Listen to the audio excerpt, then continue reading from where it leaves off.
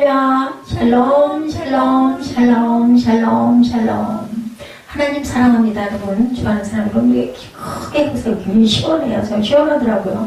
허리를 쫙 펴고, 네, 하나님께 영광도 돌리고, 내 몸도 좀 자세를 반드시 잡고. 오늘, 두 광주리의 무화과나무 이야기. 여기 24장에 뭐 다 중요하지만 10절까지서 너무 반갑죠. 짧아서. 지난주에 40절까지라서. 제가 여러분들에게 이제 요즘에는 절절히 좀 이렇게 서로 이렇게 보면서 가다 보면 조금 더 이해, 기억이 좀 쉬우실 것 같아서 하다 보니까 긴 데는 뭐 제가 마음이 바빠요. 근데 오늘도 짧은 데도 못지않게 깁니다. 중요한 구절 2절, 24장 2절에 뭐라고 그랬어요?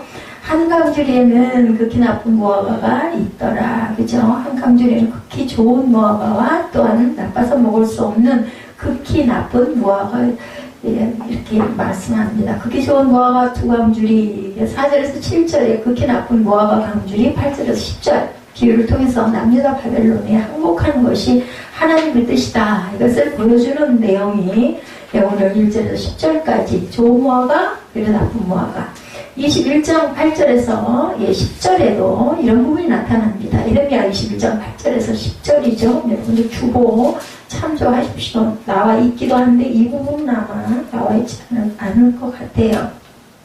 이르미야 21장은 앞에 있으니까 찾기가 편하시죠.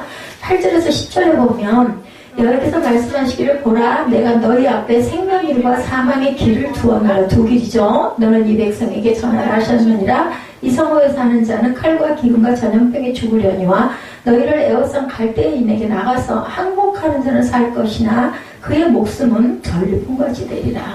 전리품은 뭐예요? 앞에 세워놓은 그러한 그 물건이 전리품이에요. 그리고 7절에 보면 내가 여호와인 줄 아는 마음을 그들에게 주어서 나는 그들의 하나님이 되리라 라고 오늘 본문에 말씀하신 부분에 대한 부언 말씀드립니다. 이 뜻은 율법을 어겨서 바벨론의 포로로 잡혀간 이스라엘 민족에게 하나님께서 주시는 새로운 약속이에요. 7절 말씀이 예레미야 31장 33절에 나타나기를 내가 이스라엘 집과 맺을 언약은 이러하니 곧 내가 나의 법을 그들의 속에 두며 그들의 마음에 기록하여 나는 그들의 하나님이 되고 그들은 내 백성이 될 것이다. 여기도 이렇게 말씀하죠. 에스겔 11장 19절에서 20절에도 보면 내가 그들에게 부드러운 마음을 주어 내 율례를 따르며 내 규례를 지켜 행하게 하리니 그들은 내 백성이 되고 나는 그들의 하나님이 되리라. 똑같은 말씀을 하고 있습니다. 우리가 수요일하고 금요일날은 주석을 인용을 해서 그 내용까지 보는데 주일날은 그냥 제가 전체적인 근데 아무래도 이렇게 조금 좀 뭐 길더라도 이해하고 넘어가면은 시간이 좀 빨리 잘 가고 찾아보면서 가면 또 은혜도 될 수 있을 것 같아서 나름은 그 연초에 그 연말 때부터 기도하고 이 말씀을 제가 여기 기록을 쭉 해놨죠. 모자라서 도저히 잠이 할애를 안 하는 부분도 일단은 장절일에 제가 써놓습니다. 지난주에 우리가 있었던 말씀에는 어떤 말씀이 나왔어요? 착복자, 거짓 선지자. 아까도 생명의 길, 사망의 길. 생명의 주말씀 우리 마지막에 찬양했는데 주님의 말씀은 생명의 말씀입니다. 참된 것과 거짓됨의 기준이 어디 있다고 그랬어요? 참된 것과 거짓됨의 기준은 사람의 도덕성이 있는 게 아니라 어디에 있다? 하나님의 기준에 있다. 그래서 우리가 의롭다 한다고 하면은 착한 일을 세상에서 많이 한 사람이 의로운 사람인데 그게 아니라 하나님을 믿어 구원에 이른 사람을 하나님께서는 의롭다 칭해서 예수 그리스도를 통해서 우리가 구원을 받고 생명을 받았다라는 부분에 보증이 되어 주셨다라고 말씀하고 있습니다. 세상에 착한 일을 많이 하면은 의인일 것 같잖아요. 선행을 많이 하는데 그런 것이 아니죠.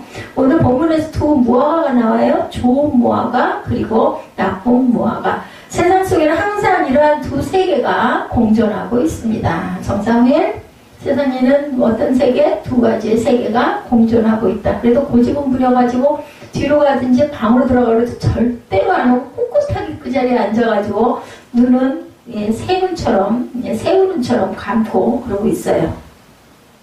사람의 마음속에도 선과 악의 두 세계가 공존한다. 우리 마음에 그죠? 점심 먹으러 가면 김밥을 먹을까? 뭐 그죠? 비빔밥을 먹을까? 항상 이걸 할까? 저걸 할까? 항상 우리가 선택의 기로에 있습니다. 결국 인간은 이 두 세계 속에서 싸우며 살아가는 그러한 존재들은 아닐까? 이런 생각도 해봅니다. 내가 길을 선택한 그 길에 따라서 내 인생이 바뀌기도 하죠. 배우자 선택도 마찬가지일 것 같아요. 이 사람을 내 아내로 내 남편을 선택할까 말까에 따라서 그 사람의 앞날의 미래가 이렇게도 열리고 저렇게도 열립니다. 선과 악에게 두 세계 속에 많은 사람들은 자신들은 참으로 착하고 선하게 살아왔다고 자부하고 살아가십니까 여러분들? 저는 그렇지가 못합니다. 근데 그러한 인간의 기준에서 볼 때 착하고 선하게 살아왔다 할지라도 하나님의 기준으로 본다면 전혀 다른 인생을 살아온 자가 될 수도 있다. 하나님의 기준은 우리가 보는 눈과 다르죠. 하나님의 뜻의 깊이와 높이를 우리가 다 측량하지는 못합니다. 남유다 오늘 본문에 백성들이 그러했죠. 남자 왕들과 종교 지도자들과 백성들은 자신들은 하나님을 섬기며 전혀 잘못 없이 살아왔다 이렇게 생각을 해요. 그런데 하나님 보시기에 그들은 아주 악한 삶을 살아온 자들이었다. 사무엘에서 난방을 잠깐 끄고 밖에 나가서 바람을 좀 쏘이고 이따 좀 서늘해지면 좀 키는 역할을 좀 해. 여러분 우리나라 남단 그 끝이 목포 여러분들 아시죠? 여름에 무화과 과일을 흔히 먹을 수 있다고 그래요. 목포에 가면 저는 무화과 나무를 봤을 텐데 잘 모르겠는데 어쨌든 그렇다고 하는데 목포에는 무화과가 많이 난다고 합니다. 하나님 보시기에 좋은 무화과인지 나쁜 무화과인지를 살펴보는 그러한 저와 여러분들이 꼭 되셔야 되는데 나는 좋은 무화과일까 나쁜 무화과일까 이것은 항상 돌아볼 줄 알고 좀 판단할 줄 아는 자기 자신을 정당하게 남이 비판하면 기분이 나쁘지만 본인이 판단을 하면 본인이 알아요. 그래도 나는 하나님 보시기에도 기본은 하고 있어. 아니면 정말 부끄러워. 이런 그 판단이 되죠. 현대는 본다는 것이 정말 특징이 지어진 시대이기도 하다. 이제 보다 못해서 막 날아다니기도 하죠. 케이로 바빈이 지은 시청각 인간이라는 책이 있습니다. 거기에 보면은 시청각 인간, 어제는 책과 칠판으로 교육을 했죠. 그죠? 저 학교 다닐 때도 그랬고, 그 후배들도 그랬습니다. 그런데 오늘 초등학교에 가고 중학교에 가보면은 어느 교실이나 다 컴퓨터, 그리고 그 연결이 돼 있죠. 텔레비전이 다 있습니다. 그걸 보고 교육을 하고 다 그걸로 째게 연결을 해가지고 자료를 쓰고 학생들이 만들어 오기도 하고 선생님들이 만들어 오셔가지고 그런 걸 보면서 그 교육을 시킵니다. 글씨와 말로 의사소통을 전에는 했지만 오늘은 화면을 보면서 말하는 시대가 됐다. 이제는 동네 작은 학교가 어제는 배움의 터였는데 오늘은 안방에서 우주중계로 세계를 보면서 느끼고 배우고 있는 시대가 됐습니다. 어제는 저는 그래도 이 편지가 좋아요. 편지와 전화로 소식을 전했죠. 하다못해 한 마을에 어디가 그죠 자기한테 그 전화가 있는 집은 정말 드물었고 그냥 마을 회관에 전화가 있어가지고 누구랬지? 와서 전화 받으세요. 이랬던 시대. 저는 그렇지는 않았습니다. 오늘은 비디오 폰으로 소식을 전하고 있죠. 이것을 보면서 바빈의 말대로 오늘의 인간은 시청각 인간이다. 이렇게 생각을 할 수 있다. 그래서 그런 책 속에서 바비는 이 시대는 패스밀리 시대로 사이버 시대다. 이렇게 표현하고 있다고 합니다. 이렇게 세계는 급진적으로 변하고 있습니다. 어느 해 여름에 16살 난 고등학교 1학년생이 물속에서 허우적거리고 있는 모습이 영상에 잡혔어요. 구경꾼은 많은데 아무도 뛰어들어가서 그 학생을 구하려고 하는 사람이 없어서 결국은 그 학생은 익사를 하고 말았다고 합니다. 구경꾼은 많은 시대, 그런데 건져주는 사람은 없는 시대. 이 시대가 이렇게 아주 굉장히 냉혹하고 각박합니다. 주일 아침 10시 40분경 어느 그 해 주일 아침 10시 40분경에 한강교에 21살 난 어떤 그 여학생이 자살하려고 물에 몸을 던졌다고 그래요.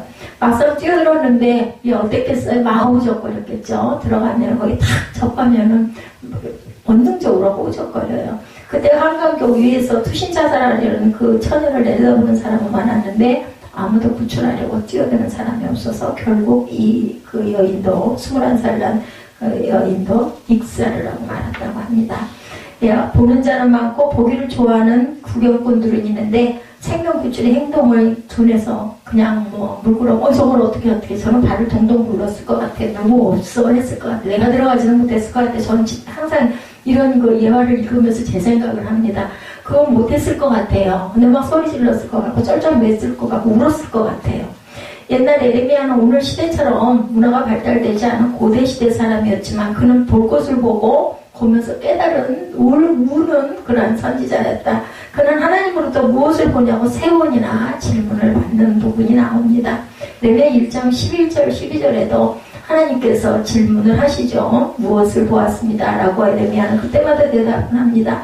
무엇을 보느냐 하고 물으니 예레미야 1장 11, 12절이에요. 예, 오늘은 24장이지만 1장에도 나옵니다. 살구나무까지를 본다라고 나와요. 오늘은 이런 무화과 나무와 잎 썩은 좋지 않은 무화과 나무 두 가지의 비유가 나오지만 그때는 살구나무까지를 본다. 그래서 하나님은 내가 참 잘 봤다라고 칭찬을 합니다. 살구나무는 어떤 나무예요? 이른봄에 가장 먼저 싹이 나는 나무이기도 합니다.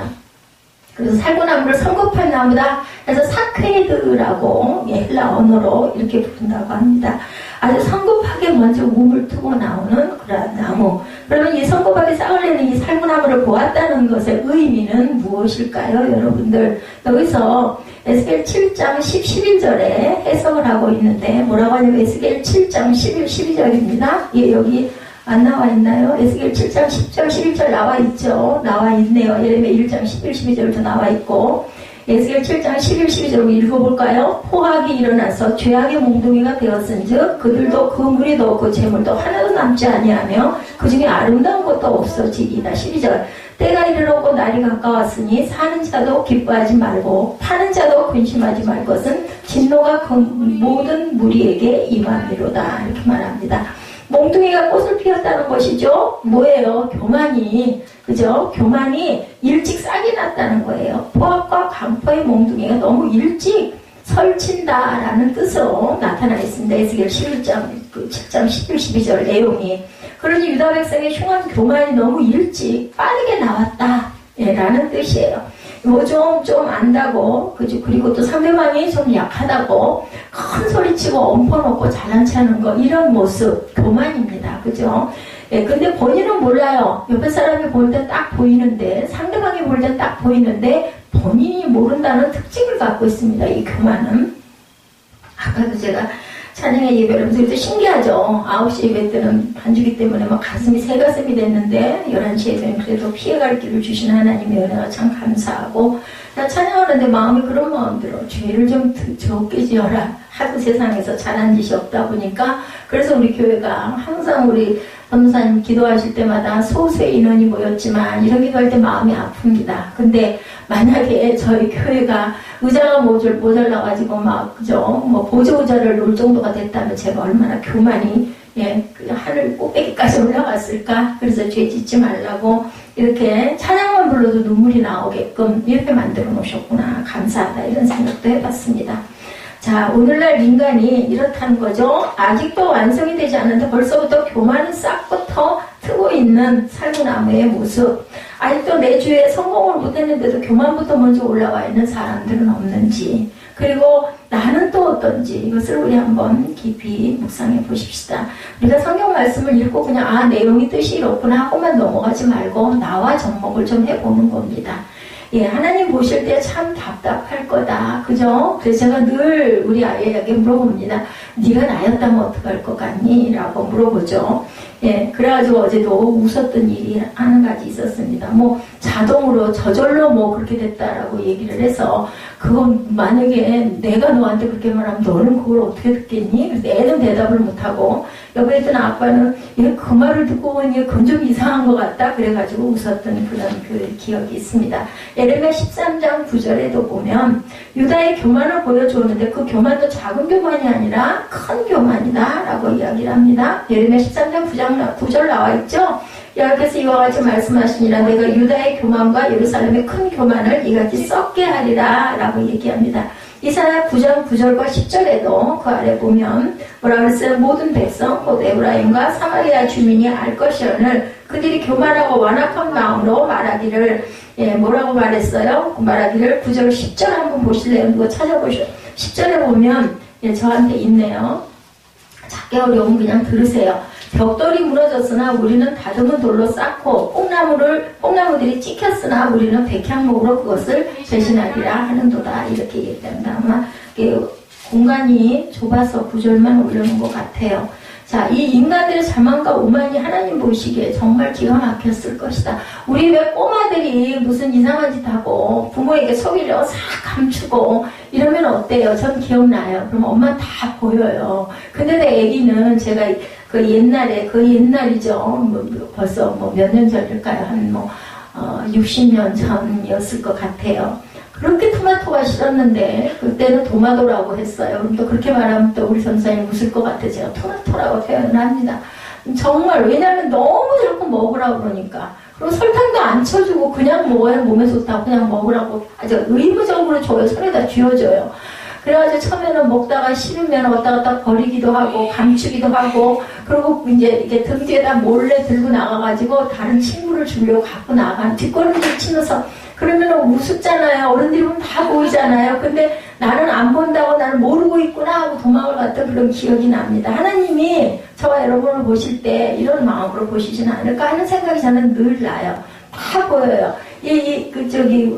학교에서 공부할 때도 선생님이 이렇게 위에서 딱 이렇게 할 때 아이들 어떻게 해요? 뒤에서 별짓 다 하죠. 손 밑으로 놓고 만화책을 보기도 하고 편지 쪽지를 써서 돌리기도 하고 이제 제 때는 휴대폰 같은 거 갖고 그럴 때는 아니었으니까 또요 조금 더 심한 아이들은 저 아예 뒷자리로 가가지고는 자리를 이제 자유롭게 바꾸든지 이렇게 자유롭게 앉을 때는 또 그렇게 돌아가면서 앉죠. 앞이 뒤로 바뀌기도 하고 키가 큰 학생이 앞으로 오기도 하고 저희 때는 그렇게도 했어요.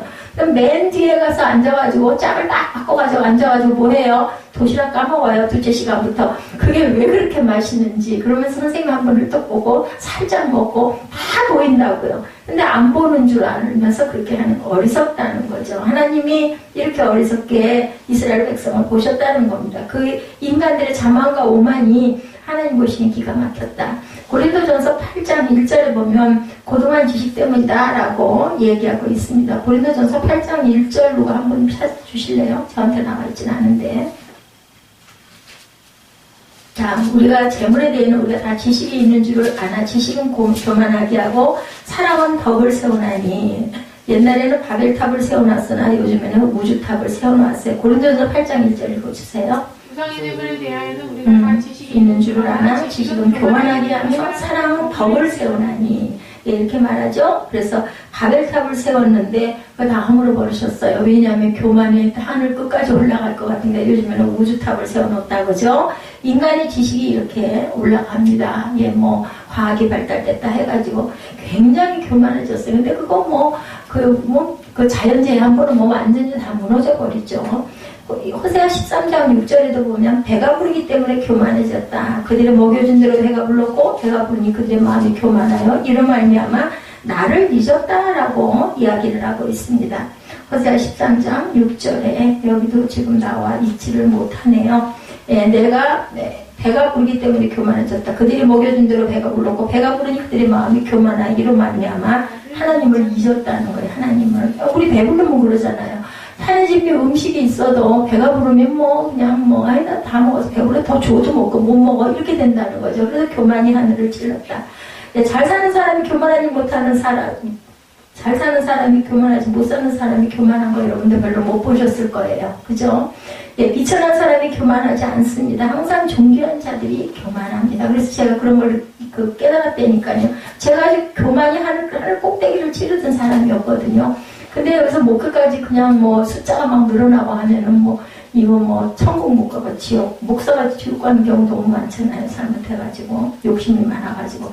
이사야 3장 5절에 보면 너무 존귀하기 때문에 교만했다 이렇게 말씀합니다. 에스겔 7장에도 보면 너무 산짓스럽게 장식하고 있기 때문에 교만했다. 그래서 그런 얘기 많이 하죠. 나이가 들수록 내 얼굴이 이제 이쁜 그 청춘 때 모습이 아니면 뭘 지렁지렁 걸고 차고 한다고 그러죠. 저는 이제 거꾸로인 것이 감사하다는 생각을 합니다. 많이 치장 반짝거리는 거 되게 좋아했고, 그죠? 근데 또 그게 싸구려 그냥 이미테이션 이런 것도 아예 가까이를 안 했습니다. 하나님이 참 물질로 부를 많이 주셨는데 그런 것들을 하고 막 어깨가 막 올라가고 정말 유치한데도 그랬어요. 좋은 차 타고 다니면서 정말 귀했죠. 여성 드라이버들 거의 없었을 그 당시에 수입차들 거의 드물었을 때 그러고 다니면서 막 내가 뭐가 된 것 같고 막 그랬던 그 기억. 막 부끄럽죠. 근데 하나님은 그 모습을 다 안다라는 거죠. 예, 우리가 장식을 많이 하고 치장을 많이 하고 나를 드러내려고 하는 사람들은 일단은 내가 교만했구나 라고 생각을 하게 됩니다. 우리나라 민족이 지금도 굉장히 교만하대요. 관광객들 속에서 예, 굉장히 교만한 그 민족으로 유명하다고 합니다. 지금은 뭐 물론 굉장히 잘 사라졌지만 한 10년, 15년 전에도 해외 관광들을 많이 했죠. 근데 한국 사람이 제일 교만했다고 합니다. 우리 민족이 다른 나라에 구경을 가서 그렇게 교만하게 했는지 세계 관광객들 중에 가장 교만한 사람들이라고 표현을 한다고 그래요. 역시 자부심인지 교만인지 그것까지 분석을 해놨는데 자부심은 일본 사람들이 대단하다고 하네요. 우리 민족 하면서 대단하다. 참 그죠? 그 끼따르게 생긴 나라, 그죠? 그런 나라가 어떻게 보면 섬이잖아요. 섬나라. 그런데도 정말 보면 많은 것들을 이루기도 했습니다. 일본은. 근데 교만은 한국 민족에게 당할 수가 없다. 이렇게 평이 나와 있다고 그래요. 하나님 보시기에 얼마나 답답한지 교회도 얼마나 도도한지 그죠? 하나님이 주님이 예수님이 주인이신데 여러분들 아세요? 중대응교회 그 목사님 당회장 목사님 담임 목사죠. 그런 목사님을 한번 만나기 통화하기 기가 막히게 하늘의 별 따기 그렇게 큰 교회도 아닌데도 그죠? 여러분들 아시죠? 예, 저희 교회 처음에 창립하려고 했던 그 옆에 예, 교회 예, 거기에 있는 목사님 한번 통화 한번 하려니까 엄청 수속이 복잡하고 우리 총무 목사님이 그 목사님한테 특별히 부탁을 해가지고 시간을 약속을 받아가지고 전화를 해서 또 바꿔가지고 예, 우리 그 교단의 회장님도 되시기도 했었죠. 얼마 전에 우리 거기 가서 식사도 했었어요. 그랬더니 자기는 별로 뭐라고 할 말이 없다. 뭐 저보고 생각을 해봐라. 그러더니 결국은 어떻게 됐냐면은 예, 그 임원들이 그 결정하는 대로 따르겠다. 그러면 딱 제시가 된 게 거리제 없었거든요. 폐지였었거든요. 500m. 그래서 유일하게 우리 쪽 김포 지방에만 거리제가 있습니다. 지금도 그렇게 존재하고 있어요.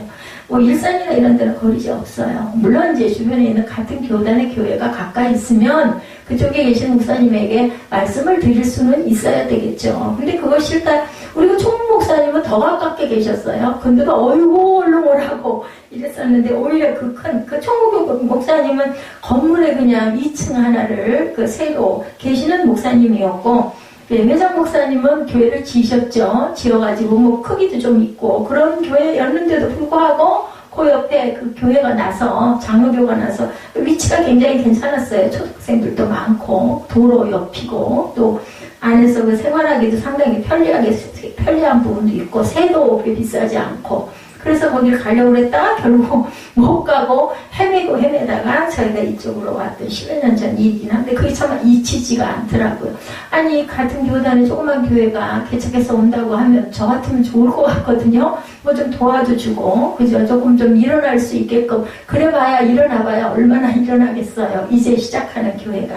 하여튼 그렇던 거죠. 교만 예, 조심해야 됩니다. 근데 그분은 뭐 당연한 권리니까 보기가 좋지 않을 것 같아서 그러셨을 수 있겠죠. 물어보시죠. 무엇을 보느냐라고 얘기하신 부분 에레미야 1장 13절에도 두 번째 하나님이 에레미야에게 또 질문합니다. 1절에도 그랬었죠. 1장 1절에도 1장 13절에도 내가 무엇을 보느냐라고 물어봅니다. 여기 주일 설교 본문 요약에도 나와있죠. 1장 14절에 야훼의 말씀이 다시 내게 임하니라 이르시되 내가 무엇을 보느냐 대답하되 끓는 가마를 보나이다. 그 윗면이 북에서부터 기울어진 끓는 가마를 내가 봅니다. 환상으로 보이는 거예요. 끓는 기름가마 얼마나 무서워요.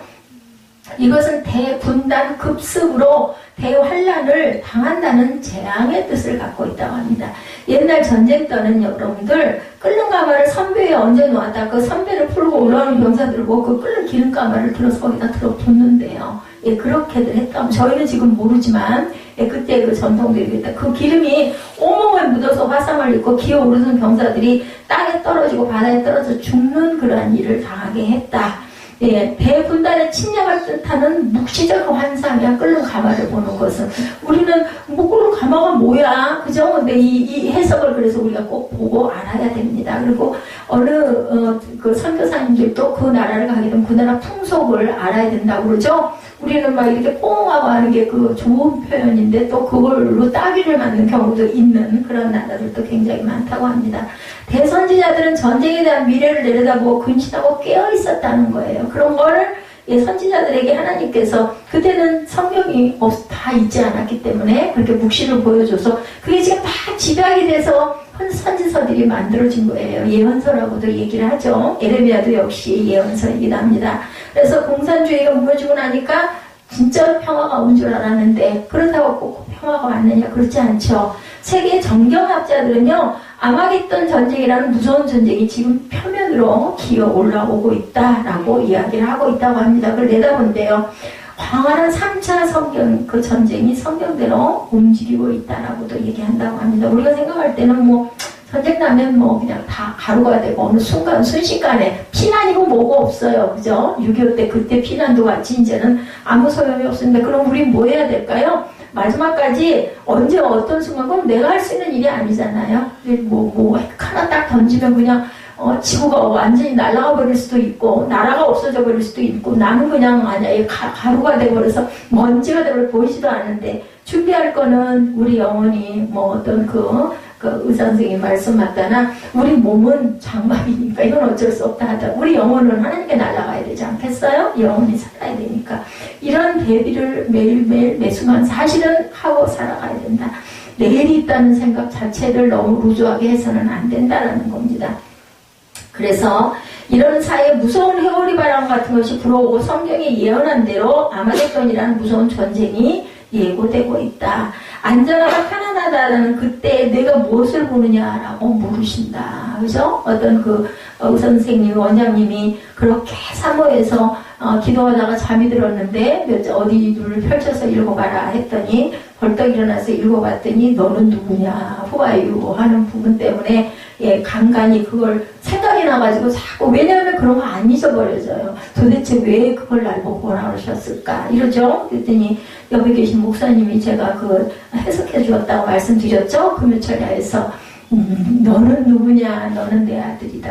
그러니까 내가 너와 함께 할 거고 내가 너를 도울 것이다. 이런 의미를 갖고 계십니다. 라고 얘기를 안 했다. 계십니다 하시더라고요. 그러니까 무화과를 보았다고 하죠. 그래서 에레미야 14장 본문에서 에레미야가 하나님 성전 앞에 놓인 무화과 2광주리를 보았는데 한 광주리 것은 극히 좋은 것이고, 영어 해설에 보니까요, 나쁜 무화과, 한 광주리는 좋은 거, 한 광주리는 악한 무화과라고 나와 있어요. 그죠? 악한 무화과. 영어 성경 보세요. 저한테 지금 영어 성경이 아니어서 있는데 제가 봤을 때 그렇게 보였거든요. 나쁘다고 나와 있는 게 아니라 악하다고 이렇게 나와 있더라고요. 둘째 광주리에 놓인 것은 나빠서 먹을 수 없는 악한 무화과라고 이렇게 설명되어 있습니다. 첫째 광주리에 있는 좋은 무화과는 신앙으로 사는 경건한 이스라엘 백성을 뜻하고, 둘째 광주리에 있는 것은 오만하고 불신앙적인 이스라엘 백성을 뜻하는 것이다. 비록 이들이 바벨론에 잡혀있다 할지라도 남의 나라에 포로로 잡혀있을지라도 그 가운데 좋은 무화과는 반드시 있다라는 거죠. 제가 감목에 대한 이야기 제가 금요일날 말씀드린 것 같은데, 그래서 예수 믿는 사람들은 얼굴 빛깔이, 눈빛깔이 다르다. 그리고 여기다가 지저스 크라이스트하고 딱 그 명패를 새겨서 그것들을 붙이고 있는데, 정말 죄수들이 다 나쁜 짓 해서 잘못해서 죄를 지어서 들어왔는데 장기수들인데도 사람이 딱 구별이 되더라고요. 저 사람 예수 믿는 사람, 이 사람은 구원받지 못한 사람. 우리가 그런 모습이 돼야 되겠죠. 이 세상에 살지만 다 똑같은 값이 아니라는 거예요. 예수 그리스도의 값이 우리에게는 플러스가 되어 있다는 건 영원한 생명이거든요. 구원이라는 거, 구속이라는 게 아주 기가 막힌 겁니다. 하나는 성전이고, 똑같은 사람 아주 멋진 옷을 입고 있어도, 나는 초라한 옷을 입고 있어도 하나님 보시기에 나는 성전이고, 믿지 않는 사람은 그 사람은 그냥 사람이에요. 뭐가 돼요? 나중에 먼지가 되고 재가 되고. 그래서 놔두시는 거예요. 어느 때 어느 순간 누구를 통해서든 구원을 받아서 존귀한 자로 만드시고 싶어서 오래 참고 기다리고 계시기 때문에 우리는 때를 얻든지 못 얻든지 증인이 돼야 되고 증거를 해야 되고 구원을 자꾸 선포해야 되고, 우리가 또 보여줘야 되죠. 그 사명이 우리에게 있다. 옛날에 유다 백성처럼 오늘날 교인들 중에 성도들 중에 좋은 무화과 열매와 같은 교인들이 있는가 하면 반대의 경우도 분명히 있겠죠. 이러한 나 자신을 존중할 줄 알아야 된다. 예수님은 정말 인간을 잘 보셨어요. 그죠? 그래서 겸손한 나사로도 보시고 오만한 부자도 보시죠? 그래서 그 부잣집에 있는 나사로 뭐 했어요? 문 앞에서 그죠? 구걸을 쭈그리고 앉아있는 나사로. 결국은 나사로는 천국에 있는데 그 부자는 그 손가락에 물방울 하나 찍어가지고 내 입에다 좀 대달라고 할 정도로 그 외치는 그 모습을 다 비교해서 대비해서 보여주십니다. 예수님은 겸손한 세리를 보는데 외식하는 바리새인과 서기관을 또한 보기도 하십니다. 왜? 우리에게 깨달으라고. 너는 겸손한 세리는 얼마나 죄가 많아요. 저는 죄인은 그 시대의 세리는 사람을 취급도 안 했다고 그랬죠. 얼마나 많은 그죠 세금을 걷어서 자기가 착복을 많이 했기 때문에 사람들이 옆에 가지도 않아요. 근데 이 겸손한 그냥 세리가 아니라 세리는 일반적으로 그랬는데 이 사람 은혜를 받은 세리다 보니까 아유 하나님이어서는 기도할 자격도 없습니다. 그리고 구석에 쭈그리고 꼬우리고 고개를 숙이고 눈물로 울면서 기도를 하는데 외식하는 바리새인과 서기관은 저는 성전에서 기도를 하루에 아침, 점심, 저녁으로 몇 번을 했고요. 이렇게 헌금을 많이 했고요. 예배 때마다 참석했고요. 막 이러면서 외치고 기도를 한다고 그러죠. 근데 내가 너를 알지 못하니라. 우리가 볼 때는 얼마나 대단해요. 그죠? 예, 그런 사람들, 바리새인 막 이런 사람들, 서기관들 막 뭐 번쩍번쩍 옷도 막 그죠? 그렇게 입고 근데 하나님께서는 화 있을진저 외식하는 자들을 화 있을진저라고 이렇게 오죽이나 하면 부르셨다.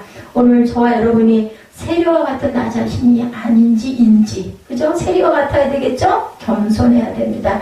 예수님은 기름을 준비하는 신앙의 처녀인가 준비하지 않고 졸고 자고 있어서 그거 기름 사러 갔다가 결국은 그 잔치 안에 들어가지도 못하는 미련한 처녀인가도 보여주십니다.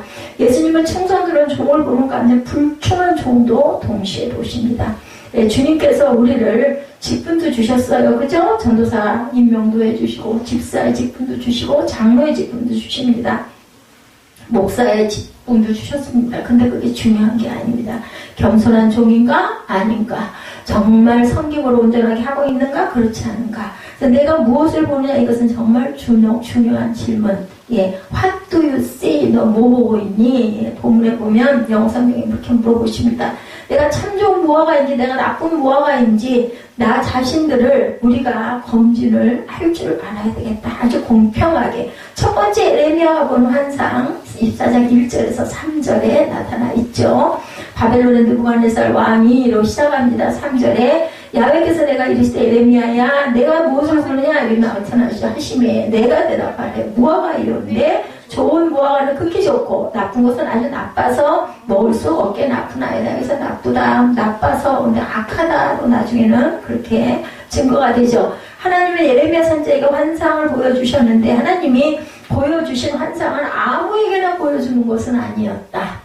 왜 난 안 보여? 그죠? 근데 보여줄 사람에게는 보여줍니다. 왜? 영향을 끼쳐야 되겠고, 걔가 딱 그걸 봐야 살아나겠으니까. 은혜예요, 은혜. 보여주시는 것도. 예, 그래서 그 병원 원장님이 그렇게 그게 도대체 뭘까를 매일 묵상하고 길을 걸을 때마다 생각을 했다라고 이야기를 하시더라고요. 하나님이 보여주시는 환상은 아무에게나 보여주는 게 아니고 마음에 합한 자에게 보여주시는 것이 하나님의 환상이다. 저는 굉장히 축복을 받았어요. 이런 의미로 보면 많은 걸 보여주셨기 때문에 이렇게 하다가 자칫 잘못해서 막 그런 거에만 빠져가지고 그것만 사모하고 그러다 보면 잘못하면은 말씀 속으로 안 들어가고 그저 신비주의로 흘러갑니다. 그래서 제가 그런 기도는 되도록이면 어느 날인가 제 마음에 정말 성령의 감동이 그런 게 잘 보였어요. 그런 것들이. 그러다 보니까 막 그거 기도를 하고 싶은 게 아니라 보고 싶어가지고 기도를 하는 그런 목적 잘못된 부분이거든요. 그래서 제가 그 부분을 비웠습니다.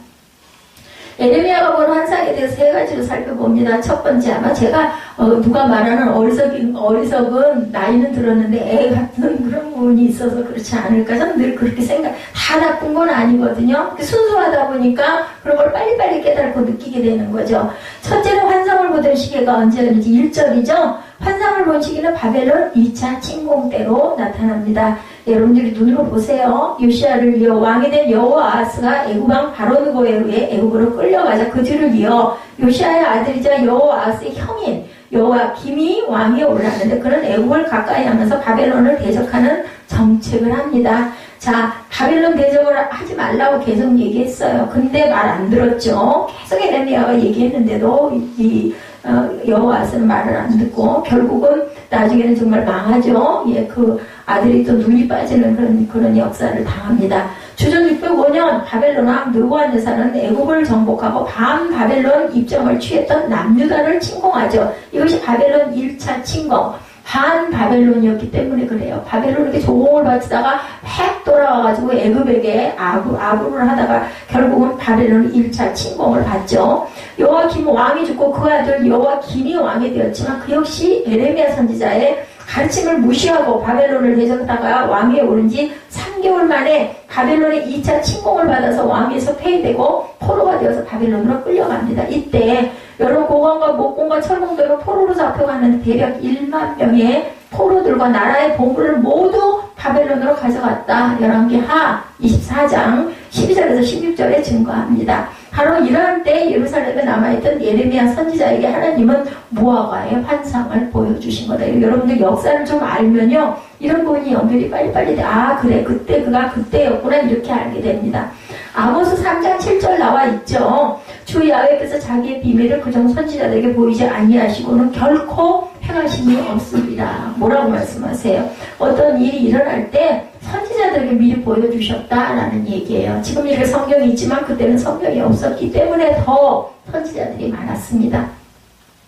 아무리 시대가 악하고 타락한다 할지라도 하나님 반드시 자신의 뜻을 하나님의 종들에게 먼저 알려주시고 선포하게 하시고 그리고 또 참으시고 또 참으시고 또 참으시다 결국은 그렇게 왜냐하면 고쳐야 되니까 다 죽일 수는 없으니까 이것보다 아무리 세상이 타락한다 할지라도 하나님의 신실한 종들은 존재한다는 사실을 또한 의미하기도 한데 오늘날도 마찬가지입니다. 그전처럼 그렇게 많지는 않지만 특별한 뜻이 있을 때는 보여주십니다. 이로 말할 수 없이 타락했던 엘리야 시대에도 바알에게 무릎을 꿇지 아니한 7,000명을 감춰두시죠. 남은 자 7,000명 여러분들 아마 들어보셨을 겁니다. 에레미야 선지자에게 환상을 보여주시면서 그 시기가 언제였는지 분명하게 언급한 것은 무엇을 의미할까? 하나님이 보여주신 환상이 분명하고 확실하다는 사실을 의미하고 계십니다. 다시 말해서 에레미야 자신의 마음에서 나온 생각이 아니라는 것을 밝히는 거죠.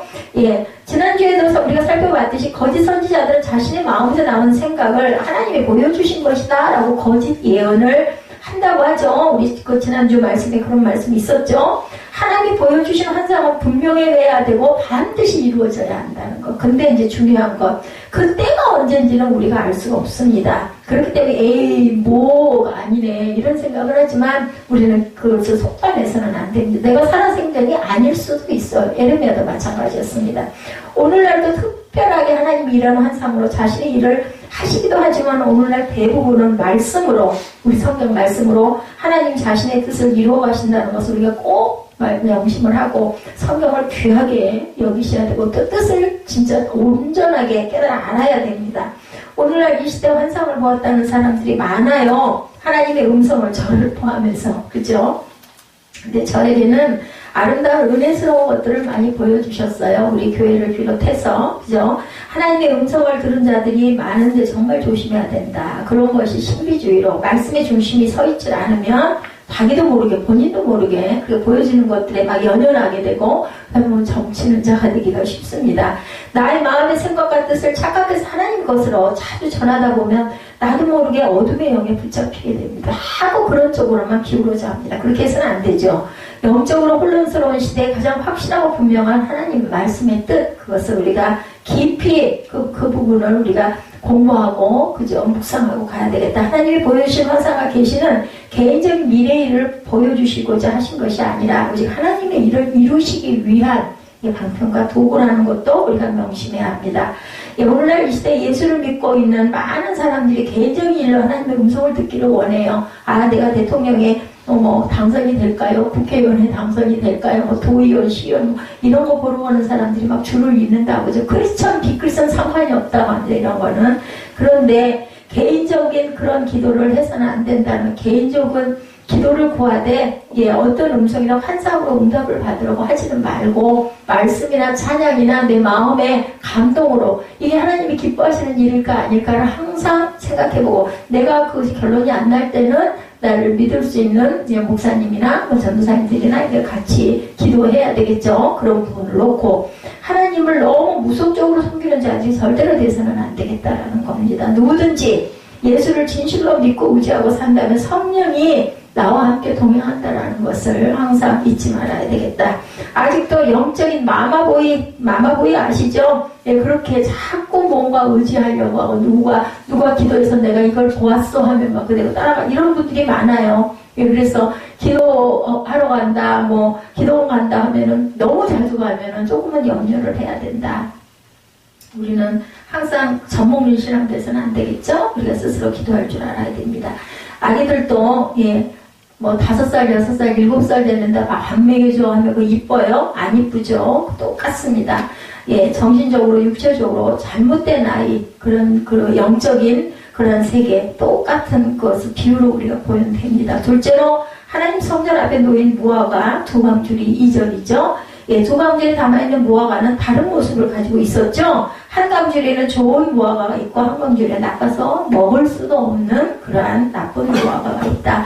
좋은 무화과, 나쁜 무화과에 대한 해석은 4절부터 10절까지서 분명하게 해석이 있죠. 주목해야 할 말씀은 두 광줄이 무화과가 동일하게 하나님 성전 앞에 놓여 있다는 거예요. 왜 좋은 것만 있어야지 나쁜 것까지 있냐는 거지. 비교하라, 깨달으라는 뜻이겠죠. 자, 우리의 기도나 예배나 모든 신앙생활이 하나님 앞에 놓여져 있는 무화과 열매와 같다는 것을, 그 광주의 모습과 같다는 것을 생각해야 합니다. 마태복음 24장에 보면 마지막 때 예수님은 이러한 모습을 두 개로 나누실 것이다 라고 말씀하죠. 하나는 데려감을 당하고 하나는 남겨짐을 당하고 기름 준비한 자와 기름 준비하지 못한 자를 구별할 것이고 참된 종과 악한 종을 구별할 것이고 양과 염소를 구별한다 라고 나와 있습니다. 마태복음 24장을 언제 한번 틈날 때 한번 읽어보십시오. 또한 모든 인간은 하나님 백보자 앞에서 각자의 행한 대로 심판을 받고 그리고 두 세계로 구분될 것이다. 계시록 20장 13절에 기록되어 있죠. 계시록 20장 13절을 제가 일부러 여기다 기록을 해놨습니다. 바다가 그 가운데 죽은 자들을 내주고 또 사망과 음부가 그 가운데 죽은 자들을 내주매 각 사람 자기 행위대로 심판을 받고 얘기하죠. 그 아랫부분들은 다 실지를 못해서 그렇게 끝냈습니다. 이러한 내가 무엇을 보느냐 세 번째 하나님이 보여주시는 환상을 우리가 3절에 있었는데 볼 줄 알아야 되겠다. 이러한 물음을 에레미야가 처음 사명 받을 때 1장 1절에도 물으셨죠. 아까 우리 함께 찾아봤죠. 하나님의 이러한 질문은 에레미야의 영적 상태를 알아보고자 하시는 질문이었다라는 것. 하나님이 보여주시는 환상과 계시는 하나님의 마음이에요. 하나님의 마음을 보여주시는 겁니다. 그러므로 에레미야가 이런 환상을 볼 줄 알았다는 것은 하나님의 마음을 가지고 있었다. 하나님의 마음을 알고 있었다. 우리 어때요? 사랑하는 사람들끼리, 친한 사람들끼리는 그 사람 마음 알잖아요? 굳이 얘기를 하지 않아도. 저 사람은 어떤 생각을 가지고 있다, 어떤 사람, 이렇게 알듯이 우리가 하나님을 정말 사랑하면 우리도 하나님의 마음을 알고 하나님도 우리의 마음을 안다. 오늘날 우리의 눈앞에도 하나님이 보여주신 계시의 말씀, 성경이 있지 않습니까? 그런데 하나님의 마음을 가지고 보지 않으면 깨달아 알 수가 없다는 게 중요합니다. 이 하나님 말씀을 깨달아서 알아서 읽기만 해도 그렇구나 이렇게 되면 이제 예배가 지루하지 않죠. 오늘날 이 시대 하나님의 말씀을 아는 자들은 많은데 마음을 아는 자들이 보기 힘든 셈. 그 말씀 나를 몇 절까지 꿰는 사람도 있어요. 그런데 사는 건 그렇게 살지가 않는다. 그러면 마음을 모르는 사람들입니다. 하나님의 말씀을 전하는 자들은 많은데 하나님의 마음을 전하는 자들이 보기 힘들다라는 거예요. 그러니까 그냥 외식하는 바리새인과 서기관들 같이, 그죠? 율법은 지키려고 하는데 마음을, 사랑을 증거하고 전할 줄 모르고 사랑을 실천할 줄을 모른다. 환상과 계시를 보여주고 하나님 말씀을 주신 것은 나의 생각과 뜻을 전하라는 것이 아니라 하나님의 마음을 전하라는 계시라는 것. 자, 저와 여러분 눈에는 지금 무엇이 보이십니까? 예레미야 8장 7절입니다. 예레미야 8장 7절에 보면 공중의 학은 그 정한 시기를 알고 삭비들과 제비와 두루마리는 그들이 올 때를 지키거늘 내 백성은 야훼의 규례를 알지 못하는도다. 이렇게 말씀하고 있습니다. 공중의 새들도 자신들의 때를 알고 지키는데 하나님의 백성들이 하나님의 말씀을 듣고도 하나님의 마음을 모르고 때를 모른다면 정말 미련한 자들이지. 여러분들 아세요? 철새들이 이동하는 거. 비가 온다고 그러면 새들이 먼저 이동을 해요. 장마가 온다고 그러면요 막 새들이 갑니다. 그리고 짐승들도 안다고 그러죠. 산꼭대기에서도 안다고 그러죠. 자기 숨을 자리를 피해서 비 많이 안 쏟아지는데 개미들 여러분들 아시죠? 땅에 개미들이 막 이동을 해서 불 속으로 들어가고 그러면 비가 쏟아진다. 정말 기가 막혀요. 우리는 모르는데 그죠? 구름이 끼어도 뭐 아니 뭐 구름이 있다가 그랬다가 개이기도 하지 그냥 이렇게 생각을 하는데 그런 생물들은 안다고 그러죠. 우리가 살아가는데 개인적인 일도 중요하지만 하나님의 택함을 받은 자들이라면 하나님 마음을 깨닫고 살아가는 것이 더욱 중요하다는 것을 우리가 그러면 아마 교만하지 않을 것 같죠? 부모의 마음을 모르는 자는 불효자이듯이 하나님의 마음을 모르면 신앙생활하는 그러한 자들은 위험천만한 신앙생활을 하고 있다는 것을 또한 명심해야 됩니다. 두 번째 좋은 무화과가 대해서 4절에서 7절에 나타나죠. 야훼의 말씀이 또 내게 임하니라 이르시되 이스라엘 하나님 야훼께서 이와 같이 말씀하시니라 내가 이곳에서 옮겨갈 갈대인들의 땅에 이르게 한 유다 포로를 이 좋은 무화과와 같이 잘 돌보고 유다 포로를 돌보겠다고 말씀하죠. 내가 그들을 돌아보아 좁게 하여 다시 땅으로 인도하여 세우고 할지 아니하면 심고 뽑지 아니하겠고 내가 야훼인 줄 아는 마음을 그들에게 주어서 그들이 전심으로 내가 돌아오게 하리니 그들은 내 백성이 되겠고 나는 그들의 하나님이 되리다. 아까 제가 예배 들어가면서 이 부분에 대한 말씀을 계속해서 말씀드렸죠. 에스겔 11장에도 나와 있고 예레미야 31장에도 그들은 내 백성이 되면 나는 그의 하나님이 됩니다. 이렇게 나와 있습니다. 영적인 눈을 가진 예레미야 선지자에게 하나님의 말씀이 임하죠. 영적인 세계를 볼 줄 모르는 자들에게 하나님이 절대로 말씀을 주시지 않습니다. 하나님의 예레미야 선지자에게 좋은 무화과가 무엇을 의미하고 있는지 세 가지로 말씀해 주십니다. 첫째로 바벨론 땅에 포로가 되는 것이 좋은 무화과다. 차라리 포로로 가는 게 너희의 살 길이다. 근데 전리품이 된다 그랬죠? 아까 본문에 있었습니다. 이것은 당시 남유다 종교 지도자들과 백성들의 생각과는 너무나도 다른 말씀이었어요. 아니 뭐 포로 돼가는 게 뭐가 살 길이에요. 그죠? 우리가 생각할 때는.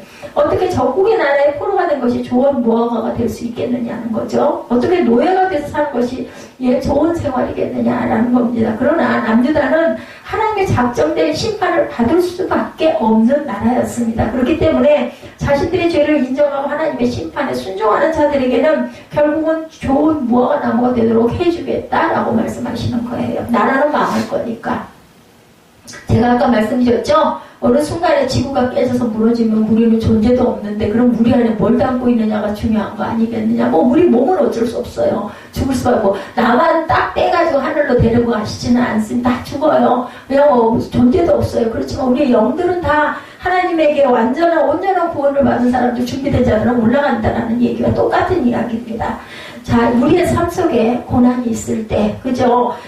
뭐 누군가가 불금 믿다가 예수 믿었더니 다 되는 일도 안 되고 사업은 정말 엉망진창이고 신용불량자가 되게 생겼고 도대체 이걸 어떻게 합니까? 이런 경우가 많다라는 거죠. 이 고난이 나의 죄로 인한 고난이든지 하나님의 특별하신 연단의 고난이든지 불평과 원망하지 말고 감사함으로 고난을 품을 줄 알아야겠다. 말은 쉬워요. 그죠? 저부터도 어렵죠. 비온 뒤에 땅이 단단한 거 알아요. 근데 그거 싫잖아요. 그죠? 고난 오는 거 싫습니다. 하나님 앞에 좋은 무화과가 되기 원한다면 어떤 고난 속에도 감사했을 때 아니 뭐 아니어도 안 될 놈을 이왕이면 감사하고 그죠? 내 안에 더러운 것들이나 비우고 있어요. 저는 요즘에 늘 그런 생각을 합니다. 어차피 겪어야 될 거 그걸 가지고 막 혈기를 부리고 미워하고 막 눈을 기고 해봐야 내 손만 더러워지니까 물론 순간 그러죠. 그러고 나면 나중에는 그걸 다 토해버리고 비워버리는 작업을 나름대로 자기 방법 뭐 꼭 기도를 하는 게 아니에요. 여러분들 그걸 막 그냥 기쁘고 즐겁고 좋은 쪽으로 자꾸 돌려서 긍정적인 마인드를 가지셔야 됩니다. 뭐 좋은 말씀을 읽는다든지 좋은 영상을 본다든지 그죠? 아니면 설교 한 편을 듣는다든지 설교 들으면 분명히 거기에 답이 나오거든요. 어떤 말씀이든지 말처럼 쉽지 않죠. 예, 그런데 어떻게 보면 어렵지도 않다. 많은 사람들이 문제 앞에서 낙심하고 믿음은 온데간데 없이 되고 많은 것은 많은 사람들이 고난이 왔을 때 예수를 안 보고 고난만 보기 때문이라는 거. 예, 그 위에 계신 하나님 예수님을 봐야 되죠. 예, 그리고 그런 얘기 있죠. 예, 다 지나간다. 결국은 지나갑니다. 어떤 형태로든 지나갑니다. 그러면 결과적으로 남는 게 나는 그러면 이 일을 통해서 내가 무엇을 배울 것이며 무엇을 거둘 것인가를 또한 생각해 볼 줄 알아야 되겠다. 우리가 어떤 고난이 찾아온다 할지라도 주님의 예수 신앙만 온전히 붙잡고 나아간다면 평강에 주님을 만나게 될 것이다. 그래서 우리가 뭐라고 말씀하세요? 기도 제목이 정말 좋은 기도 제목이죠. 예, 우리가 그런 마음을 가졌을 때 하나님께서는 우리에게 평강을 주신다라는 말씀. 예, 잠언 11장 14절 말씀입니다. 지략이 없으면 백성이 망해도 지략이 많으면 평화. 하나님의 그 지혜를 많이 갖고 있으면 우리에게 평안이 임한다라고 말씀하시는 이 말씀이 너무 좋아서 맨 위에도 올려놨어요. 잠언 11장 14절 말씀의 해석이 바로 하나님의 지혜로 살아가는 자들에게는 평안을 주신다는 거. 어차피 겪어야 할 일이면 그것을 감당을 하고 감사를 하다 보면 우리 마음에 정말 평강이 온다. 우리가 어떤 고난이 찾아온다 할지라도 우리 안에 주님만 든든하게 서 있으면 되죠. 둘째로 회복시켜 주시겠다고 6절에서 말씀합니다. 하나님의 남녀다를 심판하신 것은 완전한 멸망의 심판이 아니었다라는 뜻이에요. 하나님의 계획은 70년이라는 포로 기간을 이미 갖고 계셨어요. 시작하실 때. 우리나라도 그럴 줄로 믿습니다. 꼭 70년이 아니라 할지라도 그죠? 계획은 분명히 있으실 겁니다. 그럼도 남유다 백성들이 하나님 말씀에 순종하고 자신들에게 찾아온 고난을 그대로 감당하면 하나님의 때에 다시 새롭게 회복시켜 주시겠다. 이걸 우리는 모르는데 선지자들에게 하나님께서 알려주셔서 예레미야가 선포했으면 그걸 듣고 믿어야 되는데 아무도 안 믿었다는 게 중요합니다. 우리 또한 하나님의 회복시켜 주시지 아니했다면 나의 죄값으로 사망할 수밖에 없어요. 그죠? 언젠간 끝나잖아요. 우리 생명이 80년에 끝날지 70년에 끝날지 그죠? 오늘 올 때는 순서가 있는데 갈 때는 순서가 없으니까 모릅니다. 아무도. 허덕에다가 지옥의 유황불못에 떨어질 수밖에 없는 존재들이었는데 하나님 보시기에 좋은 모아가는 날마다 이러한 회복의 역사가 계속 되어진다. 우리가 육체도 피곤하다가 잠자고 일어나면 샘 돋지 않아요? 그죠? 건강하게 살아가는 모습, 우리의 영혼도 날마다 하나님의 은혜와 예수 그리스도의 십자가의 보혈로 회복되어가는 저와 여러분들이 되셔야 되겠다. 우리 몸만 회복되는 게 아니라 영혼도 하나님의 말씀으로 회복이 돼야 되겠죠. 예수님과 사탄이 다른 점 중에 하나는 사탄은 인간을 회복시키지 않고 하루하루 멸망시키다가 파멸시키지만 예수님은 우리를 날마다 새롭게 회복시켜 주신다는 그런 분이라는 것을 우리가 알아야 합니다. 예, 오직 예수 안에서 날마다 새롭게 변화를 받아 하나님의 선하시고 기뻐하신 뜻이 무엇인지 그것을 분별하고 살아가는 귀하고 복된 저와 여러분이 되시기 바랍니다. 셋째로 하나님의 말씀을 아는 자가 될 것이다. 7절에 이렇게 말씀하죠. 앞에서도 말씀드렸던 하나님의 택함 받은 자들이 하나님 마음을 아는 자들이어야 한다. 택함을 받았다면 하나님 마음도 모르고 하나님을 사랑하고 예수님의 말씀대로 살아간다는 것은 거짓말이에요. 그냥 예배는 드릴 뿐이겠죠. 근데 그 참 뜻도 모르고 사랑도 없습니다. 남유다 백성들은 하나님의 자신들을 얼마나 사랑하는지 하나님 마음을 몰랐기 때문에 좋은 모아가 될 수가 없었다. 하나님 마음 아는 것은 어렵지 않습니다. 말씀을 몰라도 괜찮아요. 기도 잘 못해도 능숙하게 기도 못해도 괜찮습니다. 능력을 받지 못해도 괜찮습니다. 다른 건 다 몰라도 하나님 나를 얼마나 사랑하는 것만 깨달아 알면 됩니다. 아까 제가 아들의 비유를 해서 얘기를 해서 그 아들은 알아요. 엄마가 나를 정말 야단을 치고 맨날 미운 소리라고 잔소리를 해도 나를 생각해서 나를 사랑해서 그런 그거 모르는 분들 없죠. 여러분들도 그죠? 그 하나님의 사랑을 알면 하나님의 마음도 알게 됩니다. 아, 내가 바르게 잘 자라라고. 이 다음에 나와가지고 남에게 뒤처지지 말라고 자꾸 나에게 이렇게 말씀을 해주시는 건데 그걸 내가 듣기 싫어해서는 안 되지. 이런 생각을 해야 되겠죠? 하나님의 마음을 알게 되면 말씀의 비밀도 보이고 기도도 하게 되고 잘 못해도 괜찮아요. 신실한 믿음을 가지게 되죠. 요한복음 3장 16절 모르시는 분 없죠. 하나님의 세상을 이처럼 사랑하사 독생자를 주셨으니 이는 그를 믿는 자마다 멸망하지 않고 영생을 얻게. 아주 짧고 쉬운 말인데 정말로 의미가 기가 막혀. 성경 전체가 성경 한 권 여기다 들어있다고 얘기하죠. 하나님이 세상을 사랑하셔서 세상을 만드셨어요. 그래서 아들을 보내주셨어요. 왜냐하면 우리 죄 때문에. 그래서 그 아들을 믿는 자마다 절대로 멸망할 일도 없고 영생을, 우리에게 영원한 생명을 얻게 하려 하심이라는 거예요. 이걸 가지고 우리가 예수를 믿는 거예요. 성경을 보는 거고. 하나님이 크신 사랑을 깨닫지 못하고 말씀을 알고 능력을 받으면 무엇이 될까? 깨닫지 못하고 말씀을 알고 능력을 받으면 아무 소용이 없죠. 하나님이 주신 말씀도 아니고 능력도 아닙니다. 오늘 시대에 왜 예수 믿는 사람은 많은데 하나님을 아는 자들이 없을까? 아까 한강에 투신하는 거 보면서도 아무도 들어가서 구출하려고 안 했다 그러죠. 하나님의 사랑이 없기 때문에. 그 중에 분명히 그걸 구할 수 있는 사람도 있을 거예요. 근데 내 일 아닌데 저런 내가 다치면 어떻게 하고 다 몸을 살리는 거죠. 자, 이렇게 예수 그리스도의 십자가 사랑을 깨닫지 못하고는 하나님의 마음을 알 수도 없고 그 마음을 가질 수 없다는 사실을 우리가 알아야 됩니다. 내 마음에 예수님의 십자가 사랑이 있는지 없는지 한 번 더 돌아보시기 바랍니다. 빌립보서 2장 5절이죠. 너희 안에 이 마음을 품으라. 곧 그리스도 예수의 마음, 이 마음을 품으셔야 됩니다. 자, 여러분 안에 예수의 마음이 있으십니까? 없으십니까? 자, 오늘 본문에 의해서 살펴본다면 이 어떤 마음일까? 세 가지로 보이죠. 우리 이것만 증거하면 끝나니까 조금만 참으십시오. 말이 굉장히 빠르죠. 여러분들 지루하실까봐. 다행히 우리 교회는 연세가 많으신 분이 안 계시기 때문에 빨리빨리 따라오시리라 믿고 빨리 갑니다. 첫째는 하나님 말씀에 순종하는 거겠죠. 하나님 마음을 가진 자는 하나님 말씀에 순종합니다. 예레미야 선지자가 그랬고 예수님이 십자가에 죽기까지 순종하시죠. 이것이곧 하나님 마음이고 오직 예수님의 마음이라는 것. 말씀을 떠나 사는 자는 결코 하나님 마음에서 멀어진 자라는 것. 둘째, 하나님 마음을 가진 자는 자신을 희생할 줄 압니다. 하나님 마음을 가진 모든 사람들은 한결같이 자신을 희생하면서 합니다. 예레미야 선지자는 결혼도 안 했어요. 40년 동안 하나님 말씀을 선포하고 울다가 결국은 순교합니다. 예수님 또한 자신의 육을 십자가에서 온전히 희생하시고 돌아가시죠. 정말 뭐야 33살에 한참 피울 나이에 망했다. 우리말로 요즘에 아이들 말로 하면 그렇지만 그것은 영원한 생명이고 영원한 승리죠. 왜냐하면 부활하셨기 때문에.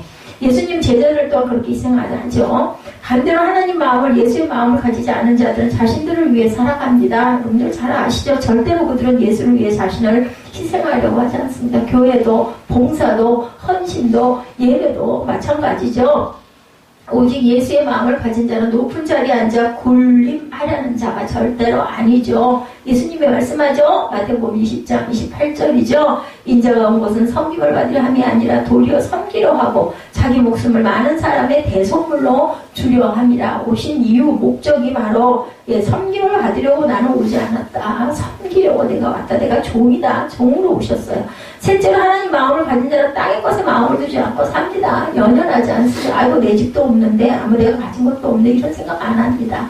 짐승의 특징 중에 하나는 하늘을 쳐다보지 않는다라는 거라고 그래요. 여러분들 짐승들은 땅의 것만 추구해요. 밑에만 내려도 먹이가 있나 없나 그것만 찾는다는 거죠. 인간도 땅의 것만 추구하며 살면 짐승 같은 인생, 그래서 죽을 수밖에 없는 인생일 수밖에 없다. 진실로 하나님의 자녀이고 예수 그리스도 피로 구속을 받은 그러한 저와 여러분이라면 내가 돌아갈 본향을 위해서 살아가야 당연한 거 아니겠어요? 타향살이 하는 사람들 뭐라고 그래? 내가 언제 고향에 돌아가지? 예전에서 어렸을 때 이런 분들 많았어요. 타향살이 몇 년 전에 정말 서럽다. 내 고향 가고 싶다. 지금도 귀성인파가 그렇게 끊이지 않게 명절 때 가는 것은요. 뿌리를 찾아가는 거예요. 고향이 그리워가지고. 그런데 우리 영혼의 고향 하늘을 우리가 봐야 되겠죠.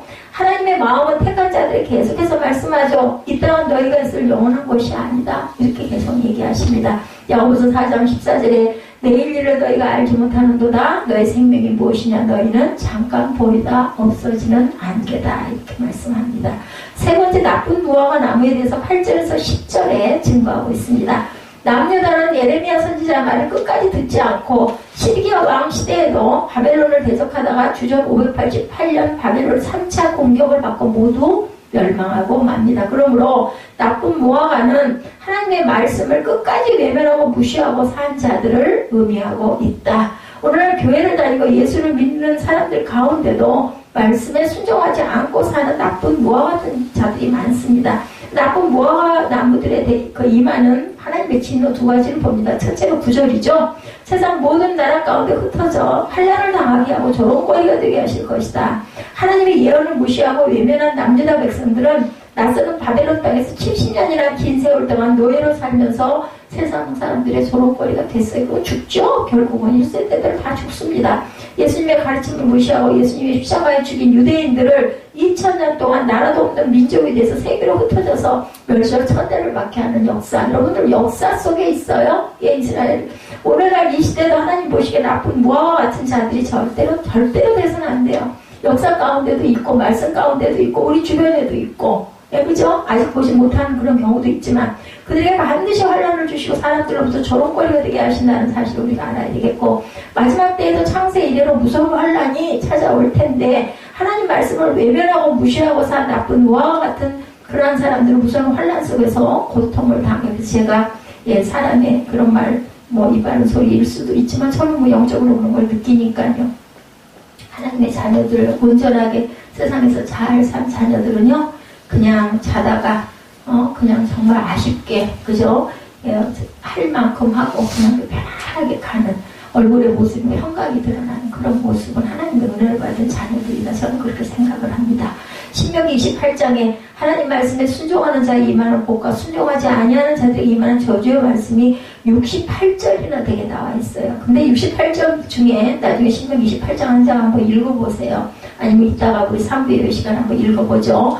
68절 말씀 중에 순종한 자에게 임하는 복은 14절이에요. 나머지는 모두 다 저주에 대해서 54절이나 기록되고 있다는 거. 이것은 곧 말씀에 순종하지 아니한 자들이 더 많이 존재한다는 것을 의미하기 때문에 강조하고 있습니다. 근데 우리는 어때요? 예, 축복하는 부분의 말들만 많이 합니다. 저주에 대한 이야기는 거의 안 합니다. 예, 그래서 하나님 말씀에 순종하여 사는 사람들에게 범사에 하나님이 함께 하시고 복을 주시지만 순종하지 아니하면 저주가 범사에 끊이지 않고 일어난다.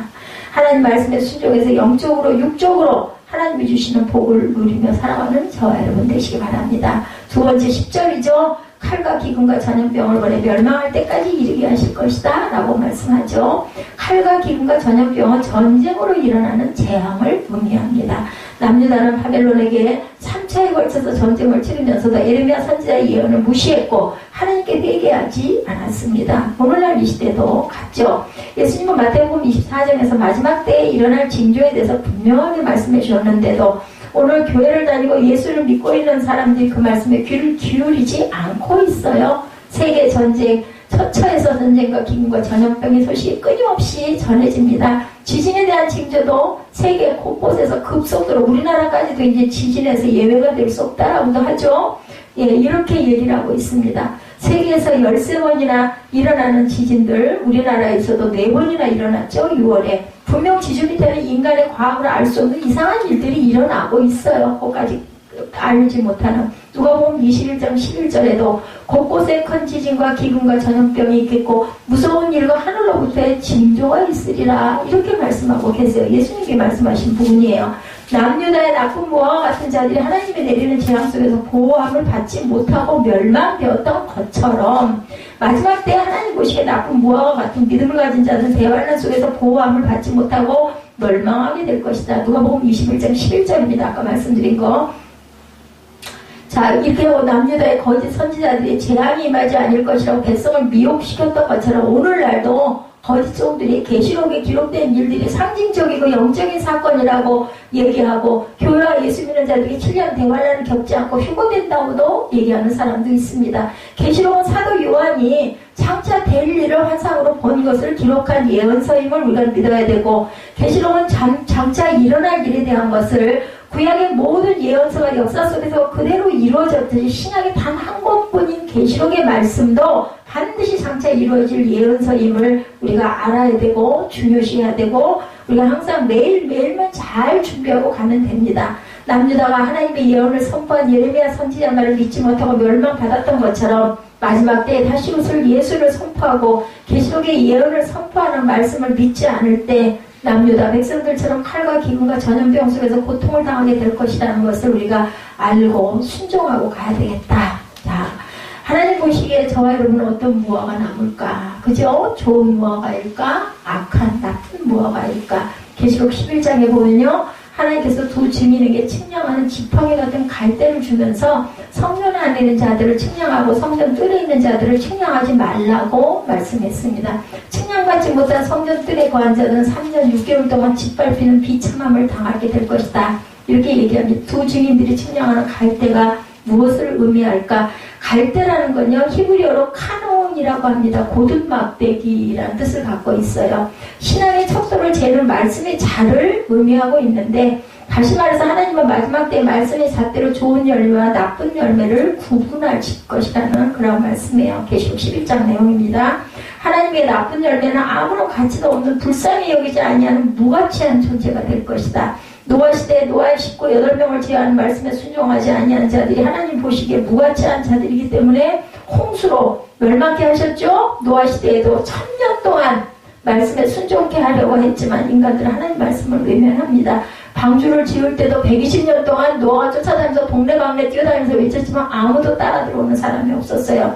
이스라엘 백성들을 애굽의 노예에서 해방시켜서 광야에서 40년 동안 말씀에 순종케 해서 하나님의 백성으로 삼으려 했지만 그들은 끝까지 말씀에 순종하지 아니한 결과 하나님의 말씀에 순종한 갈렙과 여호수아를 제외한 모든 자를 광야에서 1세대들을 다 죽게 합니다. 그리고 가나안 땅에는 갈렙과 여호수아와 20세 이하만 들어가게 되죠. 40년을 광야 생활했기 때문에 우리의 믿음을 무엇으로 보일 수가 있을까요, 여러분들? 나의 믿음의 열매를 여러분들 무엇으로 증명해 보이시겠습니까? 행한 믿음이 없는 것은 죽은 믿음이라고 하시죠. 죽은 믿음에서는 좋은 열매를 당연히 구할 수가 없습니다. 좋은 열매를 맺기 원하면 율법적으로 말씀에 순종해서 좋은 열매를 얻을 수는 없어요. 우리가 율법을 다 지킬 수가 없기 때문에 좋은 열매를 얻을 수 있는 비밀은 요한복음 15장 4, 5절이죠. 우리 함께 합독하시고 결단 찬양하시기 바랍니다. 자, 요한복음 15장 4, 5절 쉬운 말씀이에요. 잘 아시는 말씀입니다. 내 안에 거하라 나도 너희 안에 거하리라. 가지가 포도나무에 붙어있지 아니하면 스스로 열매를 맺을 수 없음같이 너희도 내 안에 있지 아니하면 그러하리라. 나는 포도나무여 너희는 가지라. 그가 내 안에 내가 그 안에 거하면 사람이 열매를 많이 맺나니 나를 떠나서는 너희가 아무것도 할 수 없습니다. 주님 안에 단단히 붙어 계시기만 하면 돼요. 주님의 마음을 품고 그죠? 내가 교만하지 않고 순종하고 말씀대로 나를 말씀에 항상 접목해서 나를 비추어 보는 거울로 삼고 하나님의 은혜를 감사하시고 기뻐하시고 내 안에 하나님의 영이 충만하시도록 임의적으로라도 찬양으로라도 항상 무장하고 가시는 저와 여러분 되시기를 주님의 이름으로 축복합니다.